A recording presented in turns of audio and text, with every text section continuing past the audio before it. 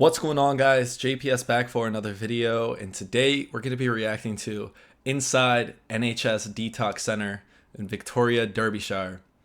So we've reacted to some of the alcohol related stuff on this channel and how it can waste quite a lot of resources when people have to get picked up, you know, in the middle of the street, just completely intoxicated, unconscious.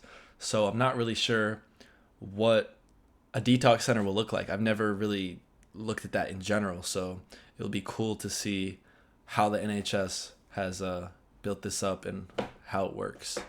So yeah, let's get right into this, guys.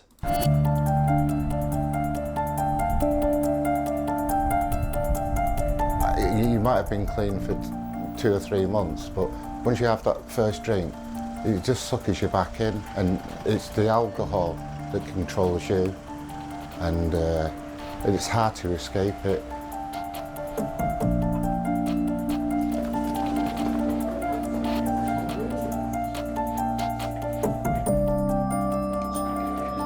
I ended up passing out in a local park where they found me, and I was taken home by the police, and then I ended up going through A&E, probably about the 3rd or 4th time that I'd been through A&E.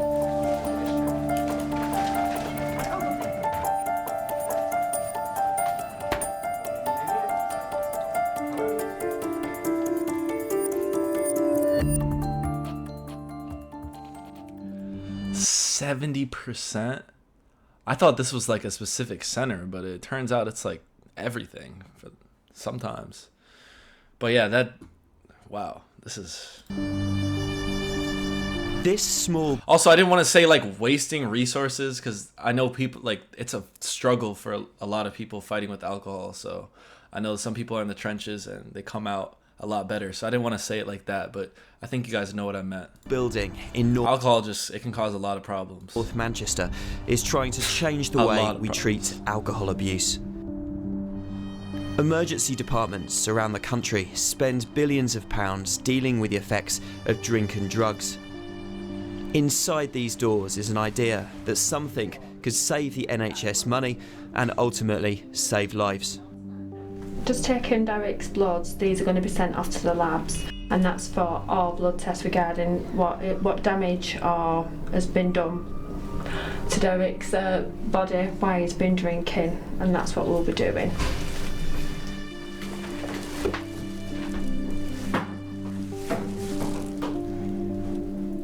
When I was 15, I drunk socially, and over the past few years, it's kind of like I've come out of work, it's gradually got to the point where it become dependent, so I couldn't go hours and hours without a drink, so it's scary.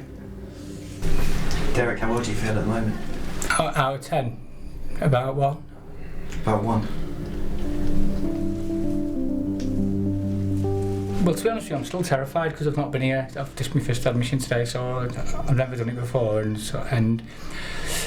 it's like, obviously I've got to go on to further and do a lot more further work after this, and it's kind of, just can't let my family down.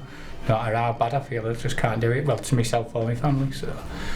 So you've reached, what, the end of the line, you think? Yeah, I mean, that's really, the doctors, I mean, I've been given that many chances now, but I think when I was in hospital last week, I think they were his exact word, now you've come to the end of the line, but there's no point just giving in with that fight, so.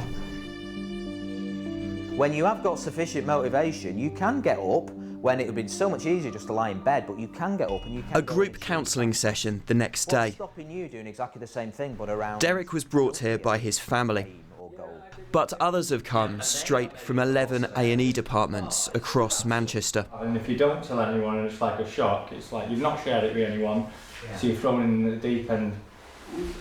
Instead of getting patched up and sent back home, they arrive on what's called the radar wing for a whole week. We were very surprised that a significant proportion, maybe as much as 50% of the patients, had never been seen by alcohol services before. Certain individuals will be presenting to A&E and getting admitted to hospital on a very frequent basis. And one of the common reasons why people may be attending so frequently is alcohol. So somewhere like Radar is an avenue where an individual can start to address that underlying problem. That's what I really like. This is, wow, this is big. Like, instead of just putting a bandage, a plaster on it. You're trying to actually fix the underlying problems, get to the source of it. And all this being done in the NHS, I'm impressed, honestly. I feel like in the United States, like for alcohol counseling, those are all like independent and you have to seek them out yourself. So this is like you go to the emergency room and I don't know the details. Let's keep going. I'm going to go and get this Pabranex done. But this place is about more than talking therapies, support and counselling. The patients here get the kind of specialist medical care they wouldn't always get in a large hospital. I'm going to give one of our patients an IM Pabranex injection. It's a multivitamin, high-potency injection that will help replenish their brain cells and help them recover a lot quicker from their alcohol. Right, ready to go. This absorption is much better. It gets into the bloodstream, it's getting to the brain. You know, pop stars pay for this. This is paid. Most of the patients here have severe alcohol problems, so it's a matter of treating the physical addiction and then starting to look at the underlying cause. One of the most dangerous things for somebody who is alcohol dependent is for them to stop drinking suddenly, because the biggest thing that will happen is they'll have a seizure, and a seizure or a fit is dangerous. You can die from them. So if you know somebody who's alcohol dependent, it's just saying to them stop drinking actually isn't helpful. So what kind of person works in a place like this? Oh, only the best people. People who believe that when people walk through our door, they've come in because they want to change. A lot of people's attitude, you know, people have done this to themselves. We believe when they walk up to our front door, they've walked up because they want to change. Starts in 5, guys, all right? Starts in 5 minutes. Damn.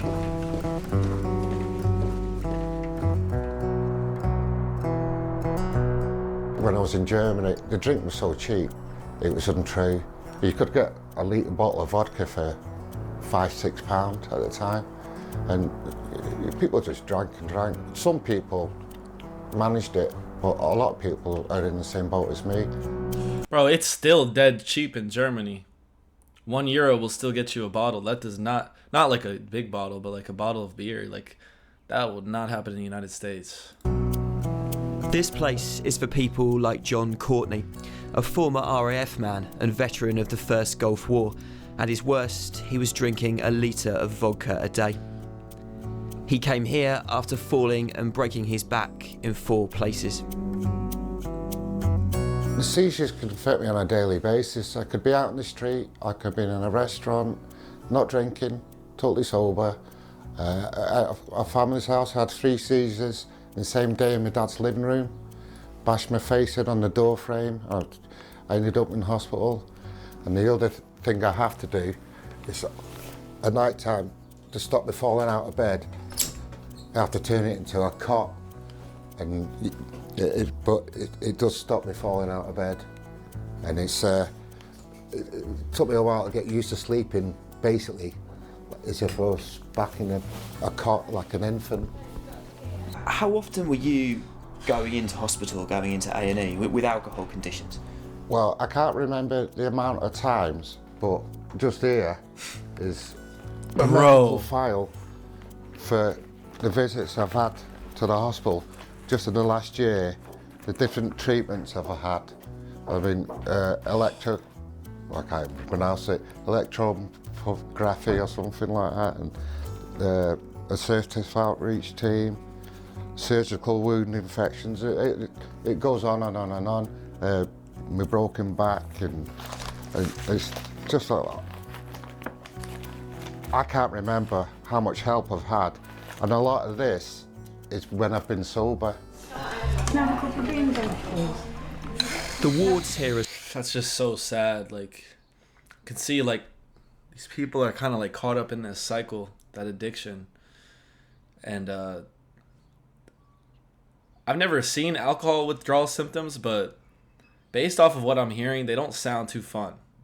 They sound they sound extreme, especially some of these cases where you're having a seizure. Like, that is, man, I do really empathize and feel bad for these people. Like, you know, some of the people who say they do it to themselves, I don't think that's fair, just because of how, like, socially acceptable alcohol is and how widespread it is. Like, you don't really know that you have the capacity to become an alcoholic or become alcohol dependent until you start drinking. And almost everyone drinks. I mean, especially in England. Not everyone drinks, but it's Europe, bro. Like, alcohol is pretty widespread, so yeah. The wards here are continentally Europe, by the way, for people who are about to split with separate eating and living spaces for both sexes. 4 in 10 of the places here are taken by women, from teenagers right up to pensioners in their 80s. For many, there's still a stigma. All were happy to talk, but most didn't want to appear on camera. A lot of men drink in the pubs, a lot, whereas a woman will be with a bottle of wine in the house, you know, and in secret. Mary, not her real name, was one of the first patients on the radar ward. She now volunteers here, helping others. Well, started off a bottle of red wine a night, come 3 bottles of red wine a night, and then I went on to vodka thinking people couldn't smell it on me, and I was doing that when I was working as well. So what about your husband and your family? Were they noticing what was going on? Yeah, my relationship almost split up with my partner, but once you stop drinking, it all comes back together. You know, my partner loves me, I love him, my kids are fantastic. I'm so lucky, I'm one of the lucky ones.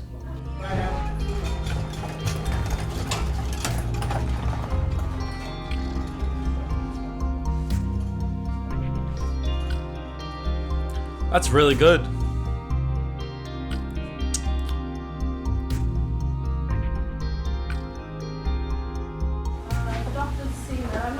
This unit has just secured... So invest more in the radar unit. Put them elsewhere then if they're saving money like that. Like, come on. ...good funding to operate for another year. But alcoholics are not a fashionable cause, and the future is always uncertain. The people working here say ignoring these patients will simply cost the NHS more in the long run. There will be some people who will think, why are we, as a society, spending money for people to come in, effectively residential detox, on the taxpayer, when we could be spending that money on neonatal baby units, on cancer treatment, or any of the other priorities the NHS has got? There are attitudes like that. I mean, I personally see that many of the patients that I treat with alcohol problems, you know, you could say it's their fault, but in fact, the circumstances which have led them into alcoholism, as you've seen from some of the cases you've been through, could affect anybody like that. You know, the sorts of lifestyle choices that people have made are not necessarily just by choice. They are because of circumstances. Many of the patients we see have additional mental health problems, find it difficult to cope with their lives because of that. Obviously, people have chronic pain conditions and maybe start drinking because of those sorts of things. So to just say that anybody who drinks, it's their fault, I think is wrong. Couldn't agree more with that. I really couldn't agree more with that. And yeah, that issued an answer to one of my earlier thoughts I was having about, like, this is all on the taxpayer, and like that's why it's so shocking, because in the United States, I don't think this really happened, to be honest. Like, but of course there are other areas of healthcare that need funding and are just as important, but I still think that alcohol is a very pressing issue, and it definitely deserves the attention that it's getting. It's 4 days since Derek was admitted to the Chapman Barker unit. He's now getting ready to move into longer-term residential rehab, paid for in part by his local council. How do you feel, honestly, now compared with when you walked in the door? I think you asked me, didn't you? And did I say 1 out of 10? Now, about 8.5 out of 10. I suppose the panic's gone away. I feel a lot safer here, and I feel a lot safer that my family know I'm here as well, because it's not as easy as you think, you know. It's really, really difficult. But there's not really any other options, to be honest with you. How much damage have you been told that you've done to your body? Well, it's pretty severe, to be honest with you. I mean, and I know from past I've got severe liver damage, you know. So you can't see a situation where you'd ever pick up a drink again at the moment? I'm never going to pick up a drink again, but can anyone ever say never? I'm always going to be an alcoholic, Hannah. I despise it. I see it as a poison. Other people who have different opinions on it. It's poisoned my body, so.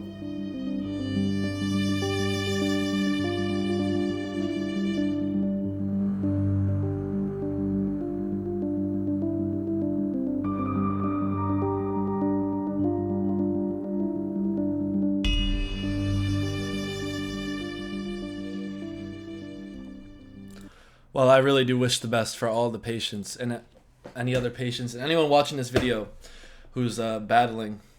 Keep on fighting, guys. This was a bit depressing, honestly. Like, I just feel so bad for this guy. And you can just see the damage to his body. I mean, you could just look at him and you're just like, oh my God. It looks like I don't even want to know his age. Oh, but yeah, alcohol is definitely poison. Best kept in moderation, but again, that's some people have an affinity for it, and that's just never going to go away. Like, there's always going to be alcoholics, and on the topic of that, it is a very like widespread thing, so that's why I don't think I can blame someone for like getting into alcohol, because for the most part everyone does at some point, like take a sip. So, you know, and a lot of those causes for them to go down these routes are definitely environmental and circumstantial. Like, if you grow up in a like family and everyone's drinking and everyone goes to the pub in your neighborhood and everyone's around, like, how are you gonna blame someone for that? You know, it just logically makes no sense, because if you were in their shoes, the same damn thing would have happened if you had their. Anyways, so yeah, I just wanted to say that, like, I know this is a very difficult topic, but it's important to speak on it and give people a place to speak about their alcohol issues, because, you know, it is, no one wants to bring that up, like, especially when you're out or whatever the case is. It is difficult, but it's always there, so it's something we shouldn't forget about, and it's good that the NHS is providing with these people an avenue, road to recovery, and to get some proper treatment. So yeah, thank you guys so much for watching. This is actually a brilliant video. I think this center is fantastic, what the NHS is doing. I want to know what the efforts are like now, and maybe see a bit more updated detox center, as this video is almost a decade old, but I'm sure it would be something similar. So let me know your own thoughts down below.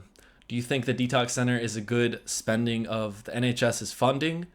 And to anyone who has been in a detox center, if you feel comfortable, let us know what it was like, and feel free to share any thoughts relating to alcohol or anything in general. So thank you guys so much for watching, and I will see you all in the next one.